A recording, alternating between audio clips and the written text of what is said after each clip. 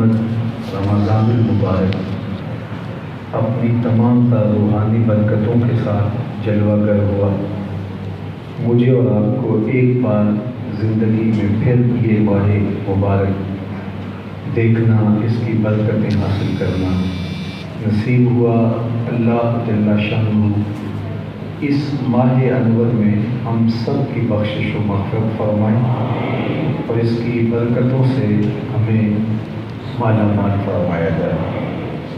منبر کی تینوں سیڑھیوں پہ حضور نے قدم رکھتے ہوئے آمین آمین پکارا تھا، تو صحابہ نے جب یہ سوال کیا کہ حضور یہ کیسا موقع ہے آمین فرمانے کا، تو حضور نے ارشاد کیا کہ جبریل امین آئے تھے اور انہوں نے کہا رغم انف رجل، اس شخص کی ناک آلود ہو جو ماہ صیام رمضان المبارک کو پائے اور اس کی بخشش و مغفرت نہ ہو پائے۔ تو میں نے اس پہ آمین کہا۔ اتنی رحمتیں اتر رہی ہیں، اتنے انوار برس رہے ہیں، اور اگر ہم اب بھی محروم رہے، کوئی شخص دریا کے کنارے پیاسا مر جائے تو اس شخص پہ حیرت ہوتی ہے کہ دریا کا کنارہ تھا، چند قدم پہ بہتا ہوا ساگر اپنی تراوتیں لٹا رہا تھا اور یہ کنارے پہ پڑا رہا اور اس کو ایک گھونٹ نصیب نہ ہو سکا۔ اس مہینے میں بھی جو مغفرت و غفران سے اپنے آپ کو مالا مال نہیں کر پاتا تو شخص پہ افسوس کیا گیا، اور حضور علیہ السلام کی بارگاہ میں جبریل امین نے آ کر کے اللہ سے یہ دعا مانگی کہ شخص کی ناک آلود ہو، تو حضور نے اس پہ آمین کہا۔ تو یہ بات بہت بڑی عبرت کا سامان ہے، ہمارے سوچنے کی ہے، کہیں ایسا نہ ہو کہ ماہ صیام آئے اور ہم گزر جائیں اور اس مہینے کے دامن سے خالی گزر جائیں۔ کچھ لوگ 2 4 5 دن تو تھوڑا اہتمام کرتے ہیں، پھر اس کے بعد وہی معمولات زندگی ان کا انداز حیات بن جاتے ہیں۔ تو اس کو بالکل ضائع نہیں کرنا، اس مہینے کی برکتیں خوب سمیٹنی ہیں۔ یہ اس امت کی بخشش کا ایک ذریعہ ہے جو حضور کے توسل سے ہمیں نصیب ہوا ہے۔ فرمایا اگر لوگوں کو پتہ چل جائے کہ ماہ صیام رمضان المبارک میں ہے کیا، تو وہ آرزو رکھیں کہ سارا سال ہی رمضان ہو۔ جو اس میں برکتیں ڈال دی گئی ہیں، جو اس میں رحمتیں رکھ دی گئی ہیں، جو انوار اترتے ہیں اس میں، اور اللہ کی رحمتیں اور کرم نوازیاں جس طرح چھم چھم برستی ہیں اس ماہ انور میں، اگر یہ پتہ چل جائے کہ وہ کیا رحمتیں ہیں تو آرزو ہو کہ یہ مہینہ ختم ہی نہ ہونے پائے یا پورے سال پہ پھیل جائے۔ تو مجھے اور آپ کو اس مہینے کی برکتوں کو اپنے دامن میں سمیٹنے کے لیے اپنے دامن کو پھیلا کے رکھنا ہوگا، برستے انوار کو اپنے دامن میں سمیٹنا ہوگا۔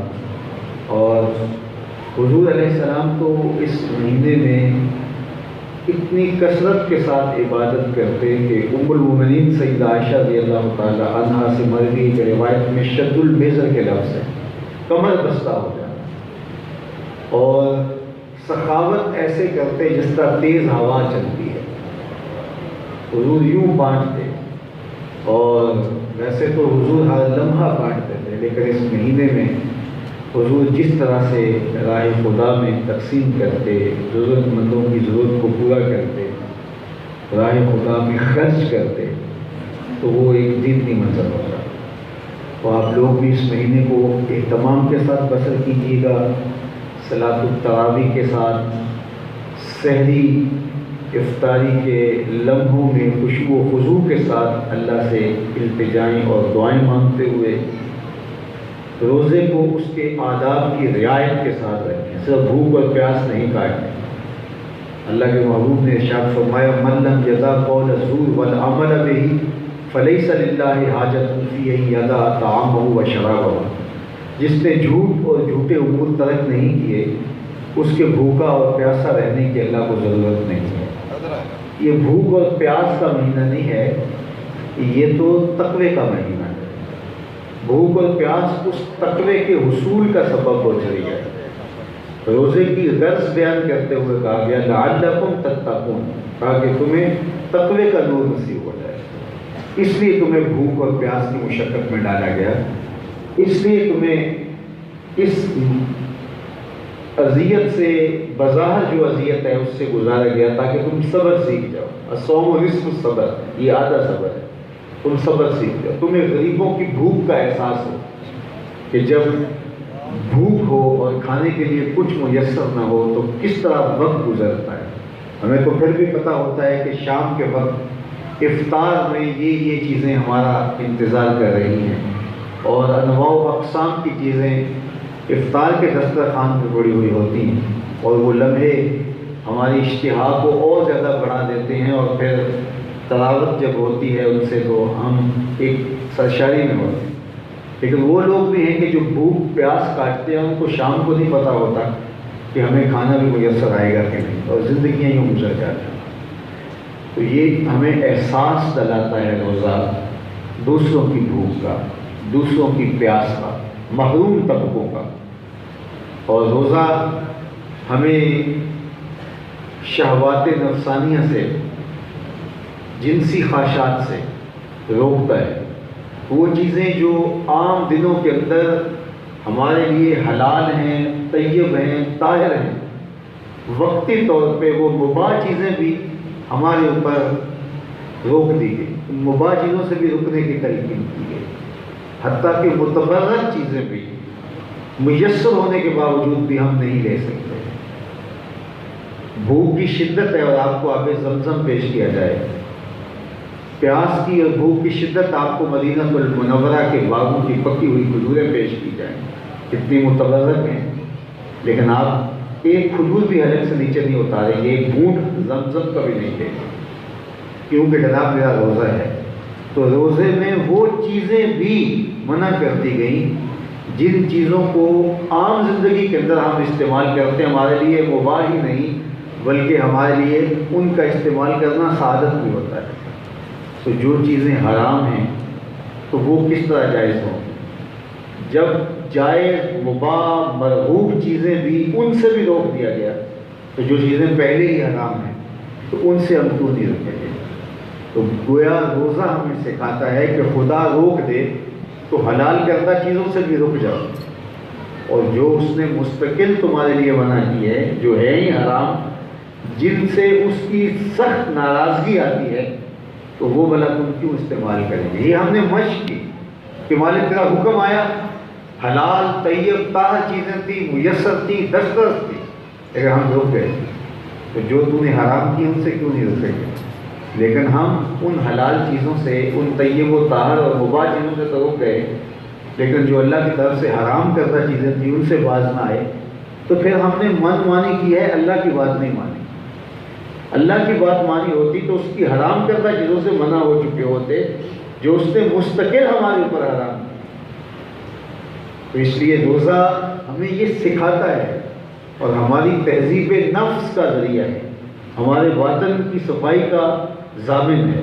تو مایا ہر شے کی کوئی نہ کوئی زکوٰۃ ہوتی ہے، جسم کی زکوٰۃ ہوتا ہے، تو یہ تطہیر باطن کا سامان کرتا ہے، یہ من کی ستھرائی کا ذریعہ ہے، یہ اندر کی پاکیزگی کا ضامن ہے، یہ ہمیں ضبط نفس سکھاتا ہے، یہ برداشت کا ملکہ پیدا کرتا ہے، یہ صبر کی مشق کرواتا ہے۔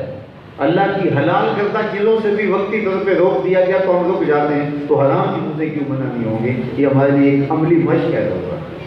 تو اگر ایک مہینہ روزہ رکھنے کے بعد ہم پھر وہیں کے وہیں کھڑے ہوں، عید کے دن پھر وہیں کے وہیں کھڑے ہوں جس کا 29 شعبان کو کھڑے تھے، تو پھر ہم سوچیں کہ ہم نے ان روزوں سے کچھ حاصل کیا۔ اللہ تعالیٰ نے قرآن مجید میں اس خاتون کا ذکر کیا ہے جو سارا دن سود کاٹتی رہتی تھی اور شام کو اپنے ہاتھ سے کاٹا ہوا سود ریزہ ریزہ کر دیتی۔ کہا تم اس عورت کی طرح نہ ہو جانا جو اپنے ہاتھ سے کاٹا ہوا سود خود ریزہ ریزہ کر دے۔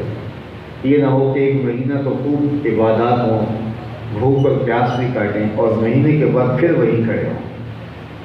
آپ کسی ڈاکٹر سے دوائی لیں اور وہ 3 ماہ کا، 4 ماہ کا، 2 ماہ کا کورس دوائی کا لینے کے بعد پھر دوبارہ اگر وہیں ہیں تو آپ کو جو ہے وہ ڈاکٹر پہ اعتماد رہے گا، آپ کہیں گے یا تو کورس ٹھیک نہیں لگا مجھے، آج کل وہ آپ ویکسین لگوا رہے ہیں کرونا کی، تو اگر یہ آپ نے وہ پوری ڈوز بھی لی اور پوری اس کی مشق بھی کروا لی اور اس کے بعد پھر اگر کسی کو کرونا ہو جائے تو دو ہی باتیں، یا تو وہ اصلی نہیں تھا، تو یا پھر اس نے جو ہے وہ اس کی وہ احتیاطیں جو بتائی گئی تھی وہ نہیں کی ہیں، تو نتیجہ سامنے آیا۔ اب اللہ نے قرآن مجید میں ارشاد فرمایا، واضح دو ٹوک ارشاد فرمایا کہ روزے کا لازمی نتیجہ یہ ہے کہ تمہیں تقویٰ نصیب ہو، اس کا نماز کا لازمی نتیجہ یہ ہے کہ یہ بے حیائی اور برے کاموں سے روکتی ہے، فحشاء سے منع کرتی ہے۔ تو جب ایک شخص نماز میں پڑھ جاتا ہے وہ فحشاء سے برائیوں سے باز نہیں آتا، تو اس کا مطلب ہے کہ کوئی مسئلہ ہے، وہ نماز ادا نہیں کر رہا، وہ رسم ادا کر رہا ہے۔ اللہ نے قرآن مجید میں ایک موقع پر ارشاد فرمایا، فَوَيْلٌ لِّلْمُصَلِّينَ الَّذِينَ هُمْ عَنْ صَلَاتِهِمْ سَاهُونَ، سو خرابی ہے ان نمازیوں کے لیے جو اپنی نمازوں سے بے خبر ہے، نماز پڑھے جا رہے ہیں لیکن نماز کی روح نہیں نصیب ہے، روزہ رکھے جا رہے ہیں اور ہر سال رکھتے ہیں لیکن سال کے بعد پھر وہیں کے وہیں ہوتے ہیں جہاں 29 شعبان کو کھڑے تھے۔ تو یہ ہمیں اس ماہ، ابھی ماہ صیام شروع ہوا ہے، سوچنا پڑے گا ہمیں کہ کہیں ایسا تو نہیں ہے کہ ہم ہر سال کی بھوک پیاس کاٹ کر کے کچھ حاصل نہیں کر پاتے، تو اس مرتبہ ہم روزے کو اس کے آداب کی رعایت کے ساتھ رکھیں۔ آنکھ کا روزہ بھی ہے، کان کا روزہ بھی ہے، زبان کا روزہ بھی ہے، پیٹ کا روزہ بھی ہے، دیگر اعضاء بدنیہ کا روزہ بھی ہے۔ ہماری آنکھ بھٹکنے نہ پائے، خیال بہکنے نہ پائیں، سوچوں میں آوارگی نہ پیدا ہو، زبان کو کنٹرول میں رکھیں، قابو میں رکھیں۔ حضور نے تو ارشاد فرمایا، اگر تم سے کوئی الجھ پڑے، تم سے کوئی لڑنا چاہے تو تم کہو کہ میں روزے دار ہوں، اس سے الجھو نہ، اس سے لڑائی نہ کرو۔ تو روزہ دار الجھتا نہیں ہے، روزہ دار لڑائی نہیں کرتا، روزہ دار اپنی زبان کو قابو میں رکھتا ہے، روزہ دار اپنی نگاہوں کو قابو میں رکھتا ہے، روزہ دار اپنے طرز عمل کو کنٹرول کرتا ہے، اپنے انداز زندگی کو مرتب کر کے ماہ صیام گزارتا ہے، کثرت کے ساتھ عبادات اس کی زندگی میں شامل ہو جاتی ہیں۔ 5 نمازیں پڑھنے والا تہجد پہ بھی آ جاتا ہے، صلاۃ التراویح بھی اسے نصیب ہو جاتی ہے، صلاۃ التسبیح بھی پڑھنے لگ جاتا ہے، اور قرآن مجید کی تلاوت بھی اس کے معاملات زندگی میں آنے لگ جاتے ہیں۔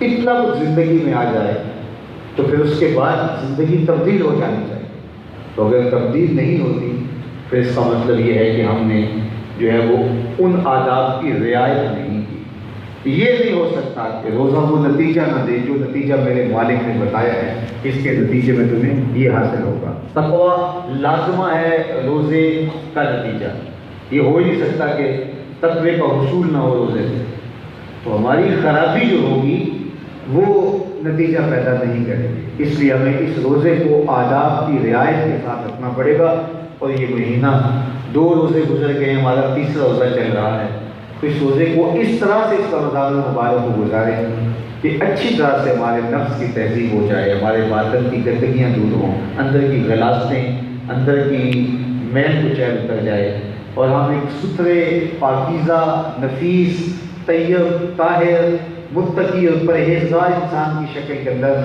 نمودار ہو۔ روزہ ہمارے باطن کی ستھرائی کا ضامن بن جائے، تصفیہ اور تزکیہ کرے ہمارا۔ یہ جسم کی زکوٰۃ ہے تو زکوٰۃ نکل جائے تو مال پاک ہو جاتا ہے، تو جسم پاک ہو جائے، جسم ستھرا ہو جائے، ہماری آنکھوں کو شرم و حیا اور خیالوں کو پاکیزگی اور عفت نصیب ہونے لگے۔ روزہ زندگی کے اندر ایک مثبت تبدیلی لائے، پھر روزے کا سرور، روزے کا مزہ اور روزے کا حظ نصیب ہوگا۔ تو اس لیے میں آپ سے گزارش کروں گا کہ ہمیں بہت زیادہ اہتمام کے ساتھ ماہ صیام کے روزوں کو بسر کرنا ہوگا۔ صلاۃ التراویح پڑھیں، وہاں پڑھیں جہاں قرآن مجید کو پورے اہتمام کے ساتھ پڑھا جاتا ہے۔ عمومی طور پہ کتنی حیرت ہوتی ہے کہ پڑھنے والا اور پڑھانے والا صرف 15 سے 20 منٹ بچانے کے لیے اپنی نماز کو خراب کر رہے ہوتے ہیں۔ بچتے کتنے ہیں؟ 15 سے 20 منٹ، اور وہ قرآن مجید کو اس طرح سے پڑھ رہا ہوتا ہے کہ فرمایا کہ بہت سارے لوگ قرآن پڑھتے ہیں، قرآن پر لعنت کرتے ہیں، جس کا کتو بری کرتے ہیں قرآن مجید کے اندر۔ تو اعلیٰ یاد سے کہا قرآن مجید آپ مختلف جگہوں سے آئے ہیں، جو قریب کے لوگ ہیں، شہر کے لوگ ہیں، تو ان کے لیے تو ہم نے یہاں بہترین قاری قرآن کا اہتمام کر رکھا ہے، اور الحمدللہ وقت تو تھوڑا سا لگتا ہے، لیکن ایک باطنی حظ اور ایک سرور اور قرآن مجید کی نورانیت کا ایک اجالا ہے، نور اترتا چلا جاتا ہے، من میں جو ہے وہ شرائط ہوتا چلا جاتا ہے۔ تو اگر تشریف لائیں کہ اگر افطار بھی ہمارے ساتھ کریں اور صلاۃ التراویح بھی پڑھیں تو یہ اچھی بات ہے، ورنہ جہاں آپ جائیں لیکن ایسی جگہ کا اہتمام کریں کہ جہاں قرآن مجید آداب کی رعایت کے ساتھ پڑھا جا رہا ہو، تاکہ اس کی برکتیں آپ کو نصیب۔ اللہ اکبر، قرآن اللہ کی کتاب ہے اور یہ حضور کے سینے پہ نازل ہوا ہے، اور فرمایا گیا تمہارا رب سے باتیں کرنے کو جی چاہے تو قرآن پڑھا جائے۔ یہ رب سے ہم کلام ہونا ہے، اور پھر ماہ سیام میں رب سے ہم کلام ہونے کا شرف پانا کیسا مزہ ہوتا ہے، کیسا لطف رہا ہوتا ہے جب قرآن کو آداب تلاوت کے ساتھ جو ہے وہ پڑھا جا رہا ہو۔ تو اللہ تعالیٰ ہمیں توفیق عطا فرمائے۔ آج 3 رمضان المبارک ہے اور یہ یوم وصال ہے سیدہ طیبہ طاہرہ سیدہ فاطمہ الزہرا سلام اللہ علیہا کا، جو رسول کریم صلی اللہ علیہ وآلہ وسلم کی شہزادی، انہیں یہ اعزاز اور فخر حاصل ہے کہ وہ نبیوں کے امام کی بیٹی۔ اللہ نے ان کو جو عزت دی، ان کو جو مرتبہ عطا کیا، ان کی جو تکریم ہے، ان 4 خوش نصیب عورتوں میں سے سیدہ فاطمہ الزہرا سلام اللہ علیہا ہیں، جو افضل ترین خواتین تھیں۔ حضرت آسیہ بنت مزاحم، حضرت مریم بنت عمران، حضرت خدیجہ بنت خویلد اور حضرت فاطمہ بنت محمد صلی اللہ علیہ وسلم، یہ خوش نصیب خواتین ہیں۔ اللہ تعالیٰ نے ان کو اعزاز دیا، ان کو تکریم دی۔ حضرت مریم سلام اللہ علیہا کا یہ اعزاز کہ وہ ایک پیغمبر کی ماں ہے، حضرت عیسیٰ کی ماں ہونے کا شرف انہیں نصیب ہوا۔ ان کی عظمتوں کی دھوم ہے قرآن میں ان کے نام کی سورت نازل کی ہے، سورہ مریم، ان کی عظمتوں کے قصیدے پڑھے گئے، ان کی پاک دامنی کی گواہی دی ہے۔ آزمائش پر کہ اللہ جل شانہ کی قدرتوں کا ظہور ہونا تھا ان کے پاکیزہ وجود سے، اور بن باپ کے حضرت عیسیٰ میں پیدا ہونا تھا۔ اب حضرت عیسیٰ کی ولادت ہونے کو ہے اور سیدہ مریم سلام اللہ علیہا ایک کھجور کے درخت کے نیچے بیٹھی، کتنا دردناک لمحہ ہے۔ شادی ہوئی نہیں اور بیٹا پیدا ہوگا تو قوم کے سامنے کس طرح سامنا کر سکتی، قوم کا سامنا کیسے ہوگا؟ تو کہتی ہیں یا لیتنی مت قبل ھذا، کاش کہ میں اس وقت سے پہلے مر چکی ہوتی اور نسیم منسیہ ہو چکی ہوتی، بھولی بسی داستاں بن چکی ہوتی۔ کیا قوم کو جواب دوں گی، کیسے سامنا کروں گی قوم کا؟ اللہ اکبر۔ سیدہ مریم سلام اللہ علیہا حضرت عیسیٰ کی ولادت سے قبل ایک عجیب اذیت سے گزر رہے ہیں۔ کھجور کا کچھ تنا ہے جس کے ساتھ ٹیک لگا کے بیٹھے، آواز آتی حزی الیک بجذع النخل، اے مریم اس کھجور کے خشک تنے کو ذرا چوبش دو۔ اور سیدہ مریم جب اس خشک تنے کو ہاتھ لگاتی ہے، چوبش دیتی ہیں، وہ تر و تازہ کھجوریں آپ کی جھولی میں مار دیتا ہے۔ حضرت عیسیٰ کی ولادت ہوتی ہے اور وہ ان کو اٹھائے ہوئے قوم کے پاس جب آئی تو وہ دائرے کی شکل میں آپ کے ارد جمع ہو جاتے ہیں۔ یا اخت ہارون ما کان ابوک امرأ سوء وما کانت امک بغیہ، اے ہارون کی بہن نے کیا چال چڑھایا، نہ تمہارا باپ برا تھا نہ تمہاری ماں ہوئی، تم تو اچھے خاندان کی چشم و چراغ ہو لیکن بن باپ کے بیٹا لے کر آ گئی۔ کتنا مشکل وقت ہے، ذرا اندازہ کیجیے، تانے پہ تانا دے رہے ہیں، تان و تشریح کے تیر برسات، اور سیدہ مریم نے ہاتھ میں بیٹا اٹھایا اور وہ کہتی ہیں اے ہارون کی بہن نے کیا چاند چڑھایا، وہ سارے لوگ بول رہے ہیں۔ اب اس وقت کیا جواب دیکھیں، ارشاد فرمایا اے مریم تو سے کہنا کہ میں اللہ رحمان کے لیے میں نے روزے کی نظر مانگی ہے، میں روزے سے میں نے چپ کر دیا. وہ کہنے لگے وہ کہنے لگے دیکھو ایک تو بن باپ کے بیٹا لے آئی آپ روزوں کا سنا ہے. اللہ نے فرمایا کیا ہے مریم اس مشکل وقت اپنے بیٹے کی طرف اشارہ کیا. فاشارہ تھے انہوں نے حضرت عیسیٰ کی طرف اشارہ کیا کہ میں نہیں بولوں گی یہ بولے گا. میں کیسا تو کر لے وہ من گانا پھر مہد صدیہ. عجیب کہانی ہے. ہم اس پنگوڑے کے بچے سے بات کریں تانے پہ تانوں تشریح کے زہریلے تیر اور سیدہ مریم سلام اللہ علیہ پاک دامن عفت مآب پیغمبروں کے خاندان کی شہزادی حضرت مریم کے اوپر کتنا مشکل وقت ہے. ذرا اس کا اندازہ کی اور دائرے میں ادھر سے بات کر رہا ہے ادھر سے بات کر رہا ہے اور یہ کہہ رہے ہیں یا لیتنی مت قبل ھذا ہائے میں اس وقت سے پہلے مر چکی ہوتی. وَكُنْتُ نَسْيًا مَنْسِيًّا اور بھولی بھولی داستہ بن چکی ہوتی. اور یہ تانے پہ تانا دے رہے ہیں. فاشارت الیہ تو حضرت مریم نے اپنے بیٹے کی طرف اشارہ کیا. معلوم ہوا جب بھیڑ بن جائے اور کھالیدہ آ جائے تو پیغمبروں کی طرف اشارے کیے جائے. غم ہستی سے رہا ہونے کا چارہ مانگو مانگنے والوں غربت خضرا کا سہارا. مرنے کی طرف دیکھ نہ جینے کی طرف دیکھ جب چوٹ پڑے دل پہ مدینے کی طرف دیکھ. فاشارت الیہ تو اپنے بیٹے کی طرف اشارہ کیا. تو کفار نے رعونت سے تکبر سے کہا کیسا تکلم من کان فی المہد صبیہ جو گود کا بچہ ہم سے کیسے بات کریں. یہ نہیں کہا کہ یہ بچہ ہم سے کیسے بات کرے گا. کہا ہم اس سے کیسے بات کریں. ہم سردار قوم کو اتنے بڑے بڑے لوگ اور ایک بچے سے بات کریں. تفاصیر میں آتا ہے جب انہوں نے یہ بات کی تو حضرت عیسیٰ علیہ السلام جو آغوش مادر تھے انہوں نے کپڑا ہٹایا اور اپنے دائیں زانو پہ اپنا دایاں ہاتھ رکھا اور ان کی آنکھوں میں آنکھیں ڈال کر اللہ کے نبی نے کلام کیا. قال انی عبد اللہ آتانی الکتاب وجعلنی نبیا. کہا میں اللہ کا بندہ ہوں اللہ نے مجھے کتاب بھی دی ہے اور نبی بھی بنایا ہے. اپنی ماں کی پاک دامنی کی گواہی. اللہ حضرت مریم کے قصیدے پورے قرآن میں آپ پڑھیں.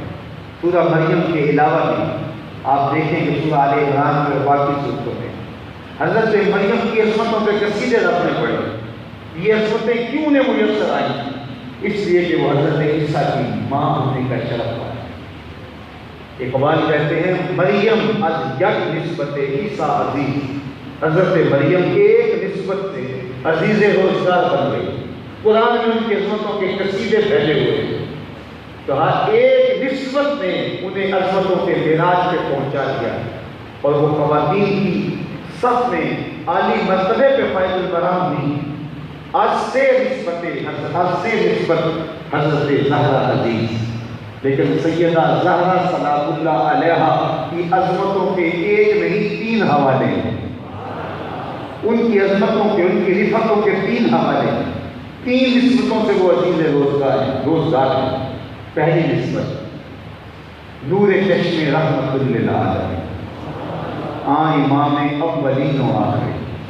ایک نسبت تو یہ کہ وہ امام اولین و آخرین رحمت للعالمین کی صاحبزادی ہیں. پارہ قلب محمد صلی اللہ جگر گوشائے رسول ہیں. حضور کے جگر کا ٹکڑا ہے. ارشاد فرمایا فاطمہ تو بضعۃ منی. فاطمہ میرے جگر کا ٹکڑا ہے. اور جب سیدہ فاطمہ سلام اللہ علیہا حضور کو ملنے آتی تو آقا کریم اٹھ کے استقبال کرتے. فاجلس فی مجلسہ اور اپنی مسجد پر بیٹھاتے مرحبا کہہ کے استقبال کرتے اور اپنی بیٹی کی پیشانی پر بوسہ دیتے. کیا پیار تھا. جب کہیں سفر پہ جانا ہوتا تو سب سے آخر میں سیدہ پاک سے ملتے اور جب سفر سے واپس لوٹتے تو سب سے پہلے سیدہ پاک سے, تاکہ درمیان کے اندر جو خوراک کے لمحے ہیں وہ کم سے کم سیدہ پاک سلام اللہ علیہا کے لیے حضور کی محبتیں, حضور علیہ السلام کا پیار اور حضور کی الفتیں آپ کو پیاری سکھا کے دیکھیں. بڑی بڑی احادیث اور ان کی عظمتوں کی کہانی. ویسے تو ہر باپ اپنی بیٹی سے پیار کرتا ہے. بیٹی گھر کی رونق ہوتی ہے بیٹی آنگن کا نور ہوتا ہے، چراغ خانہ ہوتی ہے، بیٹی تو عظمتوں کا ایک روشن حوالہ ہوتی ہے۔ ہمارے ساتھ فرمایا کرتے تھے کہ بیٹی باپ کے جنازے کی روشن ہوا کرتی ہے۔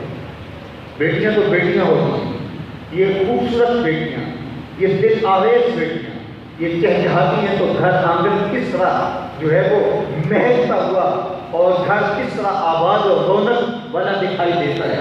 بیٹیوں کے دم سے روتے ہوتے ہیں۔ تو کوئی باپ ایسا نہیں ہے کہ جو اپنی بیٹی سے محبت کا کرتا ہو۔ باپ ٹوٹ کے پیار کرتے ہیں بیٹیوں سے، لیکن جو پیار حضور کو سیدہ فاطمہ سے تھا وہ انوکھا ہی پیار تھا۔ اتنا پیار، اتنی محبت، لیکن کوئی بات حضور ٹالتے نہیں تھے۔ آج بھی علماء کہتے ہیں اگر تمہارا کوئی معاملہ آ جائے تو حضرت فاطمہ کے وسیلے سے دعا کرو، اللہ ان کے وسیلے سے دعا کرو، رد نہیں ہو، کیونکہ حضور ان کی بات کو ٹالتے نہیں تھے، اور جب حضور نہیں ٹالتے تو رب بھی نہیں ٹالتا۔ اللہ اکبر۔ تو حضور کے دل کا سرور راحت جان احمد صلی اللہ علیہ وسلم، پارہ قلب محمد صلی اللہ علیہ وسلم، جگر کا ٹکڑا حضور جنہیں قرار دیں وہ سیدہ طیبہ طاہرہ سیدہ فاطمہ الزہرا سلام اللہ علیہ، نور چشم رحمت للعالمین، امام اولین و آخرین۔ حضور کی آنکھوں کا نور ہے جو اولین و آخرین کے امام ہیں۔ زمانے میں پیغمبروں کی بیٹیاں ہوئیں اور پیغمبروں کی بیٹیوں کے قصیدے قرآن مجید میں موجود ہیں۔ حضرت شعیب کی بیٹیوں کا ذکر ہے، ان پاک تینت اور پاک باز بیٹیوں کا قرآن نے کتنی خوبصورتی سے بیان کیا ہے۔ لیکن پیغمبروں کی بیٹیاں ہوئی ہیں، یہ پیغمبروں کے پیغمبر کی بیٹی، یہ امام المرسلین بھی ہے اللہ، امام اولین و آخرین۔ اور دوسرا شرف بازوئے تاجدار حل عطا مرتضیٰ مشکل کشا شیر خدا، سیدہ فاطمہ الزہرا رضی اللہ تعالیٰ عنہ کا اعزاز، عزت، عظمت اور شرف یہ ہے کہ یہ مولا کائنات سید علی مرتضیٰ رضی اللہ تعالیٰ عنہ کی زوجہ محترمہ ہیں، جو مشکل کشا بھی ہیں، مرتضیٰ بھی ہیں اور شیر خدا بھی ہیں۔ انہیں زوجہ علی المرتضیٰ ہونے کا شرف بھی نصیب ہے۔ بیوی ہیں تو حضرت سید علی المرتضیٰ رضی اللہ تعالیٰ عنہ، بیٹی ہیں تو سید الانبیاء صلی اللہ علیہ وسلم، مادر یہاں مرکز پرکار عشق، مادر یہاں قافلہ سالار عشق، ماں ہیں تو اس کی جو عشق کے قافلے کا سالار، جو عشق کی پرکار کا مرکز ہے، مرکز کے گرد پرکار گھومتی ہے، عشق کی پرکار جس وجود کے گرد گھومتی ہے اس کا نام حسین ابن علی ہے، اور حسین کی ماں کا نام فاطمہ بنت محمد ہے صلی اللہ علیہ وسلم۔ ذرا نسبتیں دیکھیں، سیدہ فاطمہ الزہرا کا بابا نبیوں کا امام، سیدہ فاطمہ الزہرا کا شوہر ولیوں کا امام، سیدہ فاطمہ الزہرا کے بیٹے جنت کے جوانوں کے سردار، اور سیدہ فاطمہ الزہرا سلام اللہ علیہ کی اپنی عظمت سے حضرت حذیفہ بن یمان رضی اللہ تعالیٰ کو فرماتے ہیں کہ میں نے اپنی ماں سے اجازت لی کہ امی اگر آپ مجھے اجازت دیں تو میں حضور کی خدمت میں حاضر ہوتا ہوں۔ سنن ترمذی میں روایت موجود ہے، باقی کتب حدیث ہیں، اس کو اپنی اپنی سند کے ساتھ محدثین نے روایت کیا ہے۔ حضرت حذیفہ صاحب سر رسول اللہ صلی اللہ علیہ وسلم، حضور کے رازدان، اس حدیث کو روایت کرتے ہیں، کہتے ہیں کہ میں حضور کی خدمت میں ماں کی اجازت پا کر کے حاضر ہوا، اور ماں سے میں نے عہد کیا تھا کہ حضور کی خدمت میں جاؤں گا آپ کے لیے اور اپنے لیے مغفرت کی دعا کروں گا۔ مغرب کی نماز میں پہنچا، سلام کیا تو میرے دل میں تھا کہ حضور سے عرض کروں کہ حضور میرے لیے میری ماں کے لیے مغفرت کی دعا کر دیجیے، لیکن حضور نوافل میں مشغول ہو گئے، آرزو رکھنے کے باوجود عرض نہ کر پایا، حتیٰ کہ شاہ کا ہوتا غیر کے دل میں خیال آتا تھا، ماں نے پوچھتا حضور سے میرے لیے اور اپنے لیے دعا کروائی تھی تو کیا کروں، خیر شاہ کی ذات کو ساری جانے لگی، مصلی پہ آئے، نماز پڑھائی، سلام کیا تو میرے دل میں آیا کہ اب حضور سے عرض کروں کہ میرے لیے اور میری ماں کے لیے مغفرت کی دعا کرتی ہیں۔ اسی اثنا میں حضور اٹھے اور حجرہ عائشہ کی طرف چلے۔ اب مجھے یہ خیال آیا کہ ماں نے جاتے ہی مجھ میں حضور کو تشریف لے جانا، تو میں بھی حضور کے پیچھے چل پڑا۔ غیر ارادی طور پر میری چال تھوڑی تیز ہو گئی، جس سے قدموں کی آہٹ پیدا ہوئی۔ تو حضور نے رخ پھیرے بغیر فرمایا، من آ رہا، میرے پیچھے پیچھے کون آ رہا ہے؟ پھر خود ہی فرمایا، حذیفہ تو کیا حذیفہ تو نہیں؟ خود کو نام، میں نے کہا جی حضور میں، اور دل دھڑک رہا تھا کہ جلدی جلدی مجھے لمحے مل جائیں، ایک لمحے کے لیے حضور ہوتے ہیں اور میں حضور سے اپنا مدعا عرض کروں۔ تو اگر یہ من آ رہا، حذیفہ تو میرے پیچھے پیچھے کون آ رہا ہے؟ حذیفہ تو نہیں؟ خود کو نام، میں نے کہا جی حضور میں ہوں۔ فرمایا ماں حاجت ہوگا، غفر اللہ لک ولأمک، اللہ تجھے بھی بخش دے، تیری ماں کو بھی بخش دے، کس کام آیا؟ اللہ تجھے بھی بخش دے، تیری ماں کو بھی بخش دے، کس کام آیا؟ اب جو کام تھا وہ تو جنبش نفس سے پہلے ہی ہو گیا، یہاں تو نفسوں کا سہارا بھی نہیں لینا، وہ دل کی دھڑکن کو سمجھے۔ اقبال بولا ہے فروغت صبح آثار و ظہور، چشم تو بید دائے معافی صدور، تیری نظر تو دلوں کے راز بھی جانے۔ ماں حاجت کا غفر اللہ لک ولأمک، اللہ تجھے بھی بخش دے، تیری ماں کو بھی بخش دے، کس کام آئے؟ اب کام جو تھا وہ تو ہو گیا، اب بتاتے کیا؟ خاموش کرے۔ وقفہ سکوت توڑتے ہوئے حضور نے خود ہی فرمایا، حذیفہ سنو، یہ میرے پاس فرشتہ کھڑا ہے جو آج سے قبل دھرتی پہ پہلے کبھی نہیں آیا، آج یہ پہلی مرتبہ دنیا میں آیا ہے اور اللہ سے اجازت لے کے دو کام کرنے آیا ہے۔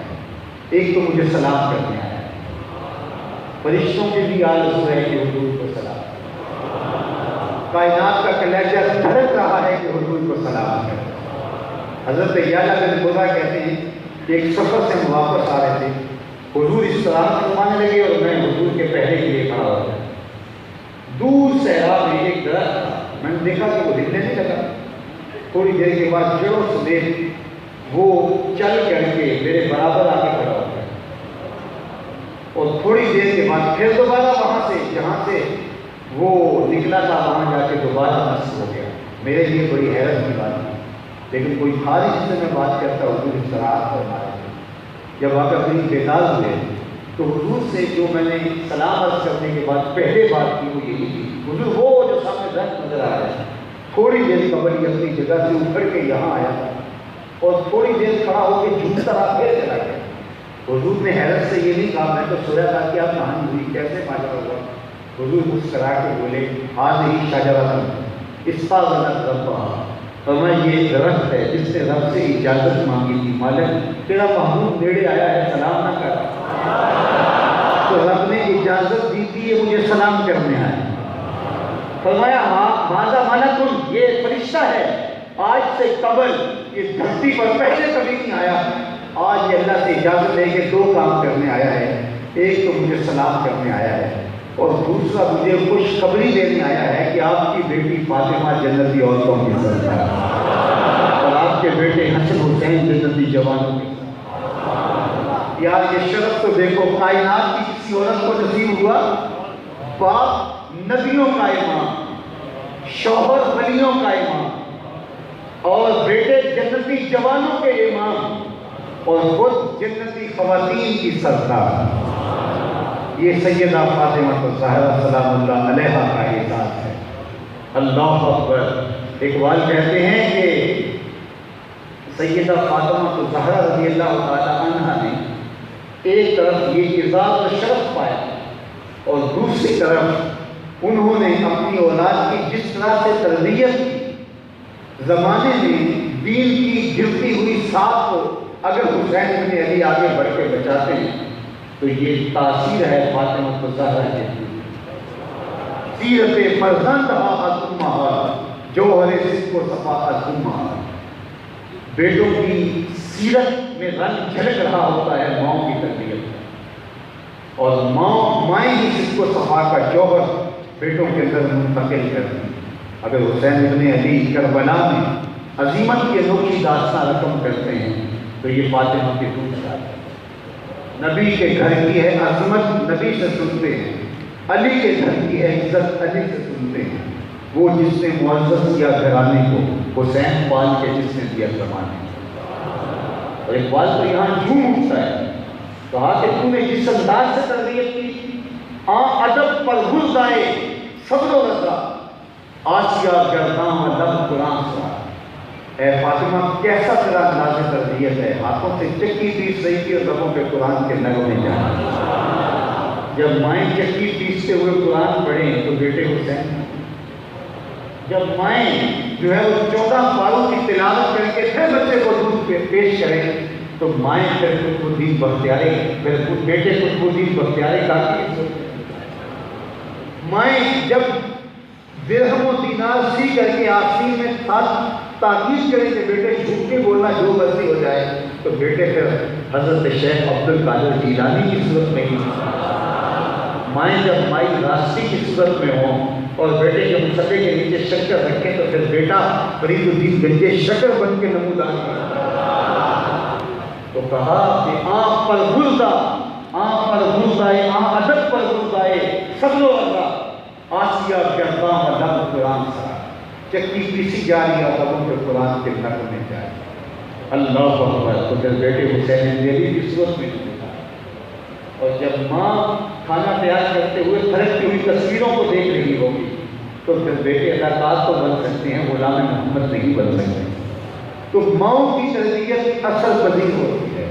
اچھی مائیں اچھے بیٹوں کی نحست کی ضامن اور نشست کی ضامنہ ہوا کرتی ہیں، اس لیے اچھی ماؤں کی تربیت لازم ہے۔ اور سیدہ فاطمہ الزہرا سلام اللہ علیہا قیامت تک آنے والی خواتین کے لیے رول ماڈل ہیں، اور ان کی ذات، ان کی سیرت اور ان کا کردار اللہ اکبر قیامت تک کی خواتین کے لیے نمونہ ہے۔ اور وہ نمونہ حیات خواتین اگر اختیار کرتی ہیں تو ایک اچھی امت کی نشر کی ضمانت پیدا ہوتی ہے۔ اقبال کا قرات پیش کرتے ہوئے آخر میں کہتا ہے، رشتہ آئین حق زنجیر پاس فرمانے جناب مصطفیٰ، ورنہ گردے تو تشدید میں سجدہ پر خاک پاشی۔ فاطمہ سلام اللہ علیہ، اگر آپ کے بابا کی شریعت کی زنجیریں میرے قوم میں نہ ہوتی اور آپ کے بابا کا حکم کہ اللہ کے علاوہ کسی کو سجدہ روا نہیں، مجھے ملوث نہ ہوتا تو میں کعبے کی طرف منہ کر کے سجدہ کرنے کی بجائے تیری قبر کو سجدہ کرتا، میں کعبے کی طرف کعبے کو طواف کرنے کی بجائے تیری قبر کا طواف کرتا۔ اس لیے جو کام تو نے کر کے دکھایا ہے وہ تو نے ہی کیا ہے، وہ تیرا ہی مقصود ہے۔ تو سیدہ طیبہ طاہرہ سیدہ فاطمہ الزہرا قیامت تک آنے والی خواتین کے لیے مشعل راہ ہے۔ ان کی سیرت اختیار کر کے ہم اچھی قوم کی تیاری کر سکتے ہیں۔ ہمارے پاس ان کا اسوہ نور اور ان کا اسوہ جو ہے وہ خیر رحمتیں بانٹتا ہوا ان کا اسوہ رحمت ہمارے لیے نمونہ ہے، اور مقدرات اسلام کے لیے، خواتین اسلام کے لیے، بنات اسلام کے لیے ان کی زندگی کو اختیار کر کے آگے بڑھنے کا سبب ان کو ایک ایسی متحرک فعال زندہ مسلم قوم بنا کے کھڑا کر سکتا ہے کہ جو قوم جو ہے وہ اسلام کے غلبے کا خواب شرمندہ تعبیر کر سکتی ہے۔ اور جب تک اسلام کے غلبے کا خواب شرمندہ تعبیر نہیں ہوتا، پوری دنیا کے اوپر ہماری رسوائیوں کی داستانیں رقم ہوتی رہیں گی۔ یہ بات اچھی طرح سے ذہن نشین کر رہی ہے کہ جب تک امت غالب نہیں ہوتی، یہود و حدود ہوں یا مشرکین و کفار، وہ ہمیں کبھی بھی چین کی نیند نہیں سونے دیں گے اور ہمیں کبھی بھی جو ہے وہ آرام سے نہیں بیٹھنے دیں گے۔ اس وقت آپ دیکھ لیں پوری دنیا کے اوپر جہاں بھی کچھ تو خون ہو رہا ہے، جہاں بھی جو ہے وہ خون بہہ رہا ہے، وہ خطہ دیکھ لیں وہ مسلمانوں کا خطہ ہے۔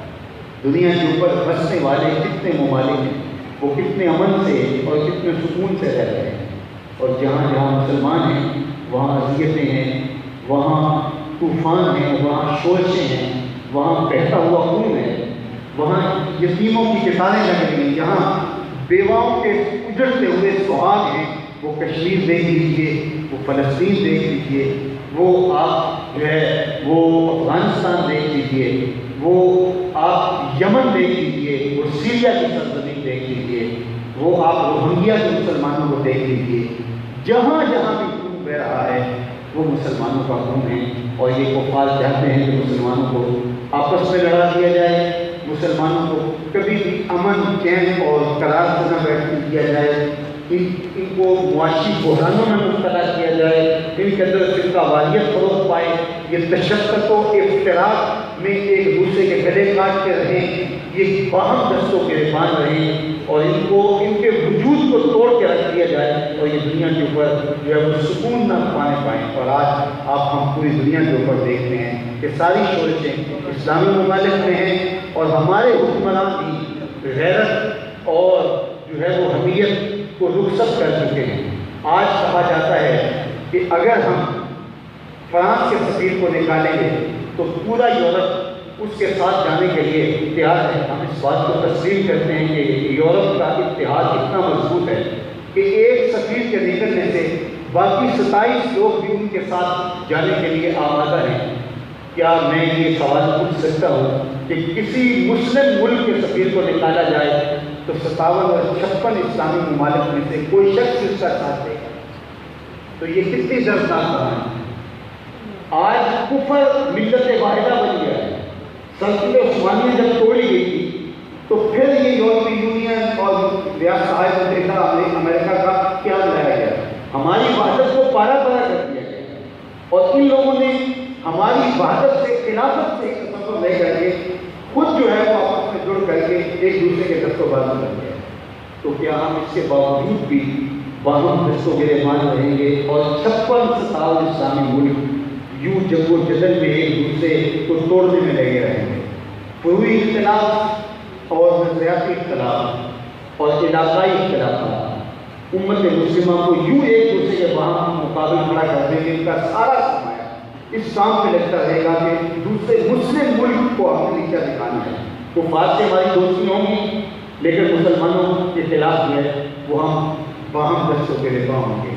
یہ ایک بدنصیب صورتحال ہے جس کا گزشتہ ایک صدی سے امت مسلمہ کو سامنا ہے۔ ویسے تو 300 سال ہو گئے امت روح بزوال ہے، لیکن یہ گزشتہ ایک صدی سے جب سے سلطنت عثمانیہ ٹوٹی ہے اس سے لے کر آج تک ہم اس تشدد اور اختلاف کے اندر مبتلا ہیں۔ اور حد یہ ہو گئی کہ ہمارے آقا و مولا، ہمارے پیغمبر رحمت، ہمارے نبی انور صلی اللہ علیہ وآلہ وسلم کے خاکِ سرکاری سطح پہ تراشنے کی غیر مسلموں کو طاقت و ہمت آ گئی، اور ہم اپنے آپ کو بے بس اور مجبور پاتے ہیں۔ جب تک امت کا غلبہ نہیں ہوتا، جب تک ہم ہر میدان میں آگے نہیں بڑھ جاتے، اور جب تک ہم عروج اور باقپن نہیں پا لیتے، تب تک کمزور کی آواز کو کبھی بھی نہیں سنا جائے گا۔ اس لیے امت مسلمہ کو ضرورت ہے کہ آنے والی نسل کی اس نہج پہ تربیت کرے کہ وہ صحیح معنوں میں مسلمان ہوں، اور ان کا انداز تربیت اتنا دل آویز ہو کہ وہ دنیا کی غالب قوم بن کے ابھرے۔ اور انشاءاللہ اس سے کفار ڈرتے ہیں، اور یہ وقت انشاءاللہ آنے والا ہے۔ ایک وقت آئے گا کہ پوری دنیا کے اوپر جھنڈا میرے حضور کا ہے۔ یہ آج نہیں تو کل انشاءاللہ یہ وقت آنے والا ہے، لیکن یہ ایسے بھی ہوگا، اس کے لیے ہمیں اپنی محنت لگانی ہے، ہر میدان کے اندر آگے بڑھنا ہوگا۔ تعلیم و تعلم سے لے کر کے جو ہے وہ معاشی میدانوں کے اندر ہمیں آگے بڑھنا ہوگا۔ کہا جاتا ہے کہ اس دور کے اندر معیشت ایٹم بم ہے، تو ہم پھر قرضوں میں جکڑے ہوئے ہوں گے، اور ہم یوں جو ہے وہ دنیا کے سامنے کاسے لے کے پھر رہے ہوں گے، تو فقیروں اور مانگتوں کی بات کو کون سنتا ہے؟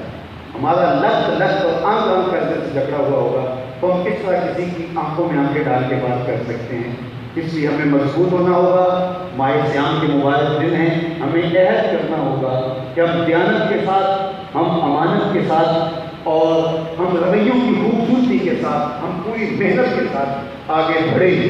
اس وقت ملک کے اندر جو حالات ہیں وہ آپ کے سامنے بھی ہیں اور میرے سامنے بھی ہیں، اور اس وقت جس طرح ہم آپس میں ایک دوسرے کے ساتھ دستوں گریبان ہو گئے، مجھے بتاؤ فرانس والے بیٹھ کے ہنس نہیں ہو رہے ہوں گے کہ ہم نے ان کے پیغمبر کے خاکے تراشے اور ان کی روحیں جلنے کر دی، ان کو اذیتیں پہنچائیں، ان کو تکلیفیں دی، اور ان کے کلیجے زخمی کر دیے، اور یہ آپس میں ایک دوسرے کو مار رہے ہیں۔ ہمیں سوچنا ہوگا، حکومت کو بھی سوچنا ہوگا۔ ریاست ماں ہوتی ہے، ماں اپنے بیٹوں پہ گولیاں نہیں چلایا کرتی، اور ہمیں بھی سوچنا ہوگا کہ ہمیں اپنے وطن کے اندر احتجاج کے طریقے وہی رکھنے چاہیے جس سے ملک کے امن میں کوئی خرابی پیدا نہ ہونے پائے، اور ایک اچھے انداز سے آگے بڑھنا چاہیے۔ ایک ذمہ دار قوم کی صورت کے اندر ہمارے ساتھ حب رسول اور محبت رسول کا جو ٹائٹل ہے، تو وہ ٹائٹل داغدار کرنے کا کسی کو موقع نہ ملے۔ ہمارے کسی رویے کی وجہ سے محبت رسول پہ کوئی انگلی نہ اٹھائے، عشق رسول پہ کوئی انگلی نہ اٹھائے۔ اس لیے ہمیں بھی اپنے رویوں پہ غور کرنا ہوگا، اور ریاست کو بھی اس معاملے کو اچھے انداز سے دیکھنا ہوگا۔ ریاست ماں ہوتی ہے تو ماں جیسا کردار ادا کرنا ہوگا۔ نہتے لوگوں پہ گولیاں چلانا یہ کبھی بھی کسی ریاست کا انداز ہی رہا ہو، چاہے کافر ریاست کیوں نہ ہو۔ اس لیے اس صورتحال کے موقع پر ہم اللہ کی بارگاہ میں دعا کرتے ہیں کہ اللہ اپنی خاص کرم نوازی سے میرے ملک کو اپنی خاص رحمتوں کا احساس عطا کرے، اور امت مسلمہ کو ایسی قوت عطا کرے، عسکری قوت، معاشی قوت اور ٹیکنالوجی کی قوت، اتحاد و اتحاد کی قوت جو سب سے بھاری ہے۔ اللہ ایسی قوت اس امت کو عطا کرے کہ فاقے تراشنا تو دور کی بات ہے، حضور علیہ السلام کے بارے میں تو کوئی بات کرنے کی ہمت بھی نہ کر سکتے۔ علامہ اقبال کہا کرتے تھے، لوگ باتیں کرتے ہیں، ہم تو یہ بھی گوارا نہیں کرتے کہ کوئی کہے میرے پیغمبر کے کپڑے بھی میں نے۔ تو یہ ہماری محبتیں حضور کے ساتھ، اللہ ہماری محبتوں کو سلامت رکھے اور میرے ملک کو خیر کی راہوں پہ گامزن کرے۔ وصلی اللہ تعالیٰ علیہ وسلم۔